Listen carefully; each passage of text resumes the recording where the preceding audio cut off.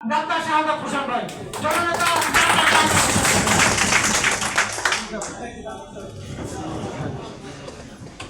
বিসমিল্লাহির রহমানির রহিম। আজকে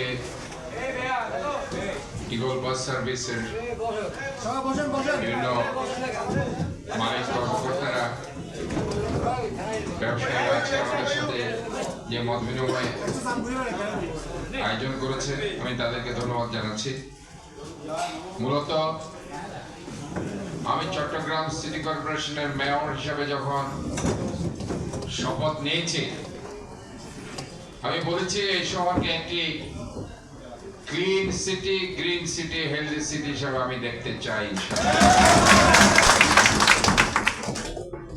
ক্লিন সিটি বলতে আমি রাস্তাঘাট পরিষ্কার, খাল নালা নর্দমা পরিষ্কার, এগুলো তো বুঝাচ্ছি।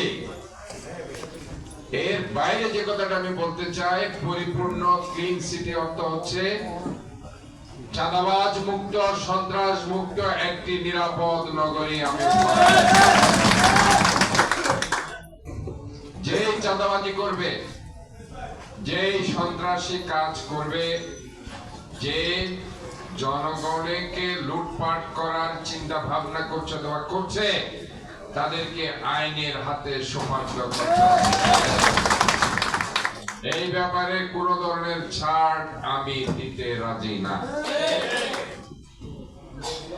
আপনারা অনেক কষ্ট করে আপনাদের যে বাস সার্ভিস আছে, এখানে অনেক রুজি রোজগার, সবাই এখানে মালিক আছে, বাসের ড্রাইভার আছে, হেল্পার আছে, যাত্রীরাও সাশ্রয়ী হয় যখন কোনো চাঁদাবাজি হয় না, যাত্রীদের সাশ্রয়ী হয়। কাজে সব মিলে আমি বলতে চাই, আপনারা যে চাঁদাবাজি করে তার নামটা শুধু আমাকে বলবেন, যেখানে পারেন তাকে ধরে থানাতে সোপর্দ করবেন।